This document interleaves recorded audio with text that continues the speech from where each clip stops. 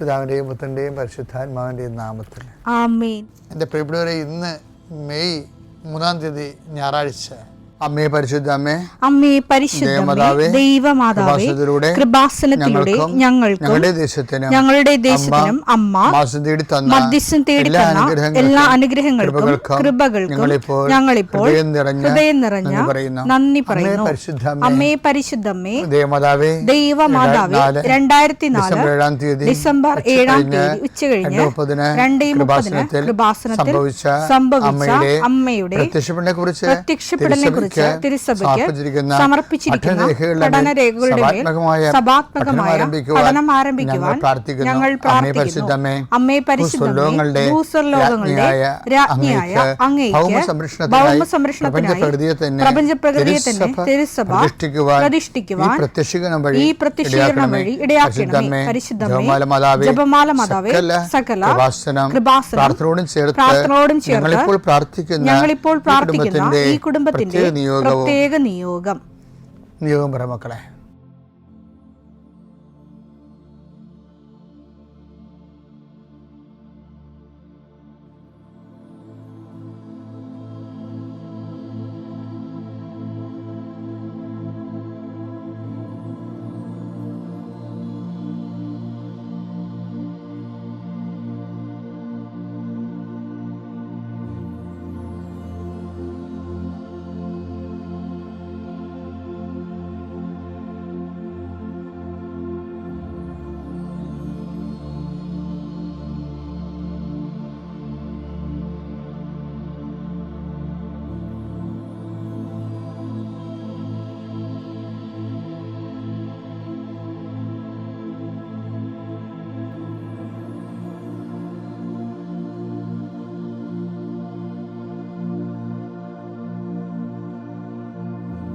അമ്മയുടെ പ്രത്യക്ഷീകരണത്തിന്റെ ഈ അനുഗ്രഹവേളയിൽ ഞങ്ങൾക്ക് സാധിച്ചു തരുവാൻ കനിയണമേ. ആമേൻ. വിശ്വാസ പ്രമാണം.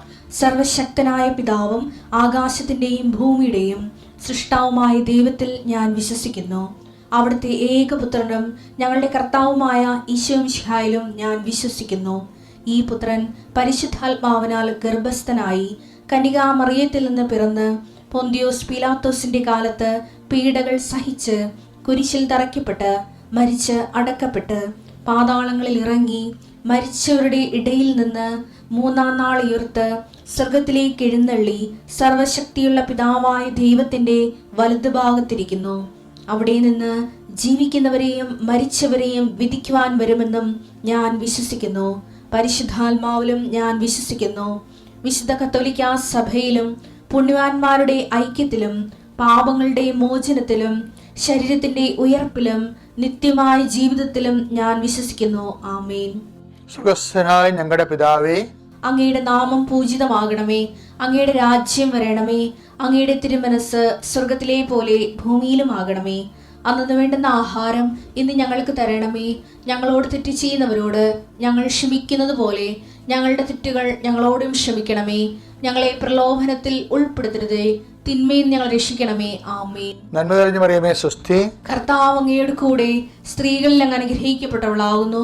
അങ്ങയുടെ ഉദരത്തിൻ ഫലമായി ഈശോ അനുഗ്രഹിക്കപ്പെട്ടവനാകുന്നു.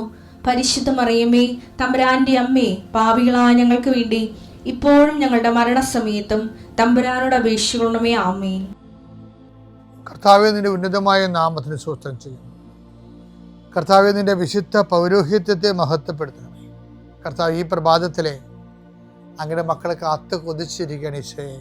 നിന്റെ വലതുകരത്തിൻ്റെ ഒരാശീർവാദം കിട്ടാൻ വേണ്ടി കർത്താവെ, ഇന്ന് യാത്രയ്ക്ക് ഒരുങ്ങുന്ന ഓരോ മക്കളുണ്ട്. ഓരോ ഉദ്യമങ്ങളിലൂടെ മനസ്സിൽ വിചാരിച്ചുകൊണ്ട് പോണവരുണ്ട്. ഓരോ ലക്ഷ്യങ്ങൾ മനസ്സിൽ വെച്ച് പോകുന്നവരുണ്ട്. കർത്താവെ, നിന്റെ തിരുമുറുവാർന്ന് ആണിപ്പെടുതാന്ന് വലതുകരം മക്കളുടെ ശിരസ് വെക്കണമേ. അവർ പോകുന്നിടത്തേക്കല്ല, നീ പോകുന്നിടത്തേക്കെല്ലാം ഞാൻ നിൻ്റെ കൂടെ വരുമെന്ന് കർത്താവ് അങ്ങ് പറഞ്ഞിട്ടുണ്ടല്ലോ ഈശോയെ. അങ്ങയുടെ സഞ്ചാര സാന്നിധ്യം അങ്ങയുടെ മക്കളുടെ കൂടെ ഉണ്ടായിരിക്കണമെന്ന് പ്രാർത്ഥിക്കുന്നു. കർത്താവെ, ഉദ്യോഗത്തിൻ്റെ കാര്യത്തിന് വേണ്ടി പോകുന്നവരുണ്ട്, പഠന കാര്യങ്ങൾക്ക് വേണ്ടി പോകുന്നവരുണ്ട്, ജീവിത വ്യാപാരങ്ങൾക്ക് സാമ്പത്തിക കാര്യങ്ങൾക്ക് വേണ്ടി പോകുന്നവരുണ്ട്, ജോലി സംബന്ധമായ കാര്യങ്ങൾക്ക് വേണ്ടി പോകുന്നത് അവരുടെ എല്ലാം കർത്താവിന് തിരുസേന സമർപ്പിക്കുന്നു. ടെസ്റ്റ്, ഇൻ്റർവ്യൂ, പരീക്ഷ, അതുപോലെ ഏജൻസി, ക്രയവിക്രയങ്ങൾ, ജീവിതമാർഗങ്ങൾ, വിദൂര യാത്രകൾ, അങ്ങനെ ബന്ധുത്വം മുറക്ക് പോകുന്ന വിവാഹ യാത്രകൾ, ഈശോയെ എവിടെയെല്ലാമൊക്കെ പോകുന്നു അവിടെയെല്ലാം അങ്ങയുടെ മക്കളുടെ കൂടെ നീ ഉണ്ടാകണമേ എന്ന് പ്രാർത്ഥിക്കുന്നു. ഇന്നത്തെ മുഴുവൻ യാത്രകളിൽ കർത്താവ് നിൻ്റെ കൂടെ ഉണ്ടാവുകയും മാതാവ് നിൻ്റെ വലതുകരം ഗ്രഹിക്കുകയും സഞ്ചാരി മാതാവ് രാത്രി നീ തിരികെ വരുമ്പോൾ നിന്നെ ആരോഗ്യത്തോടെയും സമാധാനത്തോടെയും സുരക്ഷിതമായി ദൈവം നിന്നെ തിരികെ എത്തിക്കുകയും ചെയ്യട്ടെ. നിത്യം പിതാവും പുത്രനും പരിശുദ്ധാത്മാവും സുരക്ഷിതം നീക്കുവാണ്. എൻ്റെ പ്രിയപ്പെട്ടവരെ, പിന്നെ കഴിഞ്ഞ ദിവസമേ എൻ്റെ ഒരു സുഹൃത്ത് അച്ഛൻ ഇവിടെ വന്നിട്ടുണ്ടായിരുന്നു, പ്രദീപ് അച്ഛൻ. അദ്ദേഹം അവിടെയാണ്, ഇസ്രയേലിലാണ്. അപ്പോൾ അദ്ദേഹമാണ് അവിടെ ഇസ്രയേലിൽ ധ്യാനിപ്പിക്കാൻ വേണ്ടി എന്നെ ഒരു 5-8 മാസം മുമ്പ് കൊണ്ടുപോയായിരുന്നു. അപ്പോൾ ഞാനവിടെ പത്രോസ് ഇസ്രയേലി മെഡിറ്ററേനിയൻ സമുദ്രത്തിൻ്റെ കിഴക്കേക്കരയാണെന്ന് തോന്നുന്നത്. പത്രോസ് താമസിച്ച സ്ഥലമുണ്ട്, യോപ്പ. അപ്പോൾ നമ്മുടെ അവിടെ ആ വീട്ടിലാണ് ഞാൻ താമസിച്ചത്. അത് ഒരു ആശ്രമമാണ് ഇപ്പോഴും. ആ ആശ്രമത്തിലാണ് ഞാൻ താമസിച്ചത് ഒരു 4 ദിവസം പ്രാർത്ഥനാപൂർവ്വം. അപ്പോൾ ആ യോപ്പ, അതിനെക്കുറിച്ച് ബൈബിളിൽ പറയുന്നുണ്ട്. നടപടി പുസ്തകം 11:5 എടുത്തേ. ഞാൻ യോപ്പ നഗരത്തിൽ പ്രാർത്ഥിച്ചുകൊണ്ടിരിക്കുമ്പോൾ അപ്പോൾ എനിക്ക് ദിവ്യാനുഭൂതിയിൽ ഒരു ദർശനമുണ്ടായി. സ്വർഗത്തിൽ നിന്ന് വലിയ വിരിപ്പ് പോലെ ഒരു പാത്രം 4 കോണിലും പിടിച്ച് ഇറക്കുന്നത് ഞാൻ കണ്ടു. അത് എന്റെ അടുത്ത് വന്നു. ഞാൻ സൂക്ഷിച്ചു നോക്കിയപ്പോൾ അതിൽ ഭൂമിയിലെ നാൽക്കാലികളെയും വന്യമൃഗങ്ങളെയും ഇഴജന്തുക്കളെയും ആകാശപ്പറവകളെയും കണ്ടു. എന്നോട് സംസാരിക്കുന്ന ഒരു സ്വരം ഞാൻ കേട്ടു. പത്രോസേ, എഴുന്നേൽക്കുക. നീ ഇവയെ കൊന്ന് ഭക്ഷിക്കുക. അപ്പോൾ ഞാൻ മറുപടി പറഞ്ഞു, കർത്താവേ, ഒരിക്കലുമില്ല. ഹീനമോ അശുദ്ധമോ ആയതൊന്നും ഞാൻ ഒരിക്കലും ഭക്ഷിച്ചിട്ടില്ല. സ്വർഗത്തിൽ നിന്ന് രണ്ടാമത് ആ സ്വരം പറഞ്ഞു, ദൈവം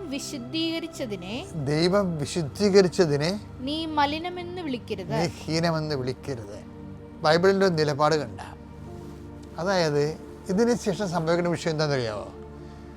ദൈവം വിശുദ്ധീകരിച്ചതിനെ നീ ഹീനമെന്ന് വിളിക്കരുത്. അപ്പം ഇതിന് ശേഷം പത്രോസ് ആ യോപ്പായിലെ വീട്ടിൽ മുട്ട് കേൾക്കും. അപ്പോൾ തുറക്കുമ്പോൾ 3 പേര് നിൽക്കും. അപ്പോൾ എന്താ വന്നെന്ന് ചോദിക്കും. അപ്പോൾ കെസ്രയിലേക്ക് വന്ന് അങ്ങ് ഞങ്ങളോട് കർത്താവിനെക്കുറിച്ച് പറയണമെന്ന് പറയും. അപ്പോൾ അവരോട് ഒരു ശങ്കയുമില്ലാതെ ഈ ദർശനത്തിൻ്റെ വെളിച്ചത്തിൽ കെസറിയ യഹൂദന്മാരുടെ സ്ഥലമല്ലായിരുന്നു, അത് വിജാതിയുടെ സ്ഥലമാണ്. അപ്പോൾ പക്ഷേ പത്രോസ് ഈ ദർശനത്തിന് മുമ്പാണെങ്കിൽ പോകത്തില്ല. കാര്യം എന്താ? വിജാതിയർ ഹീനജാതികളെന്നുള്ളതാണ് ഈ യഹൂദൻ കണക്കാക്കിയിരിക്കുന്നത്. യഹൂദന്മാരുടെ ഒരു കണക്കതാണ്. ഇപ്പം തന്നെ ബെൻ മെനേഷെ എന്നും പറഞ്ഞ്, മനാസെ എന്നും പറഞ്ഞ് മണിപ്പൂരിൽ നിന്ന് കുറേ യഹൂദന്മാർ ഇപ്പം ഇസ്രയേലിലേക്ക് പോകുന്നില്ലേ? അവർ 250 പേര് പോയി. ഇപ്പം ബെൻ മെനാഷെ എന്ന് പറയണത് ഈ BC 720, നമുക്ക് പിന്നീട് കാണാം ആ വിഷയത്തെക്കുറിച്ച്. ഞാൻ ജസ്റ്റ് സൂചിപ്പിച്ചതേ ഉള്ളൂ. അപ്പം ഇങ്ങനെ യഹൂദന്മാർ മറ്റുള്ളവരെ കാണുന്നത് ഹീനജാതിയായിട്ടാണ്. അതാണ് ഈ പത്രോസ് പറയണത്. അപ്പോൾ ആ ദൈവം ഉടനെ പത്രോസിനെ തിരുത്തും, ആരും ഹീനജാതി എന്ന് കാണരുതെന്ന് പറയും. പക്ഷേ എന്താ വിഷയം വെച്ചാൽ ഇത് യഹൂദന് ഇത് തലയെ പിടിച്ച സാധനമാണ്. എന്താണ്? അവർ മാത്രം സവർണർ, മറ്റുള്ളവരെല്ലാം ഹീനജാതി എന്നാണ്. അപ്പോൾ ദൈവം ബൈബിൾ അതിൻ്റെ നിലപാട് വ്യക്തമാക്കണമല്ലേ. എല്ലാ ജാതികളെയും കൊണ്ടുവന്ന് പത്രോസ് മുമ്പിൽ കൊണ്ടുവന്ന്. അപ്പോൾ പത്രോസ് പറഞ്ഞ്, I will not take it. പറഞ്ഞ നിനക്ക് ഇത് ഇവരെ ഇവരുടെ കാര്യം ഏറ്റെടുക്കാൻ മുന്നോട്ട് പോകാൻ പറ്റത്തില്ല. കാര്യം എന്താണ്? ദൈവത്തിൻ്റെ മുമ്പ് ഹീനജാതിയില്ല, അവർണനുമില്ല, സവർണനുമില്ല. ഇവനെന്താണ്? ഞാൻ വിശുദ്ധീകരിച്ചതിനെ നിങ്ങൾ അശുദ്ധമെന്ന് വിളിക്കരുത്. പക്ഷേ ഈ ബൈബിള് കേരളം സ്വീകരിച്ചില്ല. കേരളം സ്വീകരിച്ചിരുന്നെങ്കിൽ ഇവിടെ ബൈബിൾ മതിയായിരുന്നു ഉച്ചനീചത്വം മനസ്സിലാക്കാൻ. അതുപോലെ തന്നെ എന്താ കാര്യം? ബൈബിൾ ആദ്യം സ്വീകരിച്ചവർ, ഈ സമൂഹം സ്വീകരിച്ചവർ, അവർ മറ്റുള്ളവരാരെയും കർത്താവ് പറഞ്ഞ പോലെ നിങ്ങളോ പ്രവേശിച്ചില്ല, പ്രവേശിക്കാൻ വന്നവരെ തടയുകയും ചെയ്തു. അങ്ങനെ തടഞ്ഞ് മറ്റുള്ളവരെ, അവർ ഞങ്ങളുടെ ഒപ്പം ഞങ്ങളെ ക്രിസ്ത്യാനികളാണെന്ന് പറഞ്ഞു കഴിഞ്ഞാൽ ഞങ്ങൾക്ക് ഒരു കുറവാണ്. മറ്റുള്ളവർ, അവർ താഴ്ന്ന ജാതിക്കാർ ഞങ്ങളുടെ വിശ്വാസമുള്ളവരാണെന്ന് പറയുമ്പോൾ, സഹോദരങ്ങളാണെന്ന് പറയുമ്പോൾ പറയാൻ പറ്റത്തില്ല.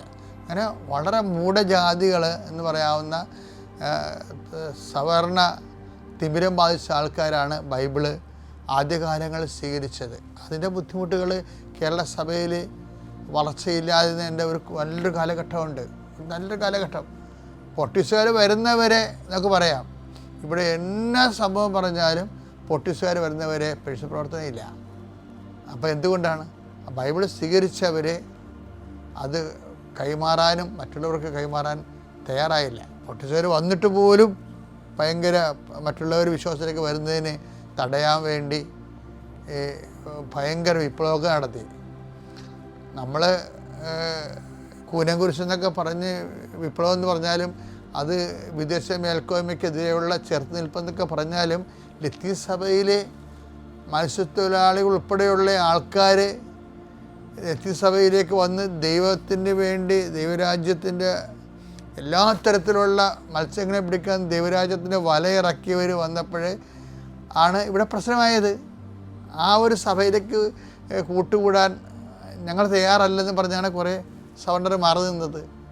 അപ്പോൾ എന്താ വിഷയം വെച്ച് കഴിഞ്ഞാൽ ഇതിൻ്റെ അടിയിൽ ജാതിയാണ് വരുന്നിരിക്കുന്നത്. അടിയിലിൻ്റെ അടിയൊഴുക്കിലെല്ലാം വന്നിരിക്കുന്നത് വിശ്വാസമല്ല, ശരിക്കും പറഞ്ഞാൽ ജാതിയാണ്. പക്ഷേ പത്രോസിന് ആദ്യമേ ദൈവം ചികിത്സിച്ചതാണിത്. എന്താണ്? ദൈവം വിശുദ്ധീകരിച്ചതിനെ നിങ്ങൾ മേൽക്കോയ്മയുടെ സവർണാധിപത്യത്തിൻ്റെ പേരിൽ ഇപ്പോഴും ഇവിടെ എന്താ വിഷയം?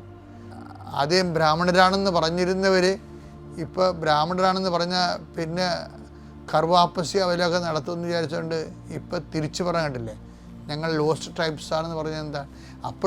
അപ്പോഴും എന്താ വിഷയം വെച്ച് കഴിഞ്ഞാൽ ഈ സവർണ ആധിപത്യം സുവിശേഷത്തിൻ്റെ മുകളിൽ ദൈവത്തിൻ്റെ മുകളിലേക്ക് ആണിത് വരുന്നത്. ദൈവത്തിൻ്റെ ഇഷ്ടത്തിൻ്റെ മുകളിലേക്ക് സവർണാധിപത്യം വരുന്ന ഒരു പ്രതിസുവിശേഷവൽക്കരണം കേരളത്തിൽ വളരെ സ്ട്രക്ചറലൈസ്ഡായിട്ട് നടക്കുന്നതിന് സഭ കരുവാകുന്നുണ്ടോ എന്ന് കേരള സഭ ചിന്തിക്കേണ്ടതാണ്. പിതാവിൻ്റെയും പുത്രൻ്റെയും പരിശുദ്ധാത്മാവിൻ്റെയും നാമത്തിൽ.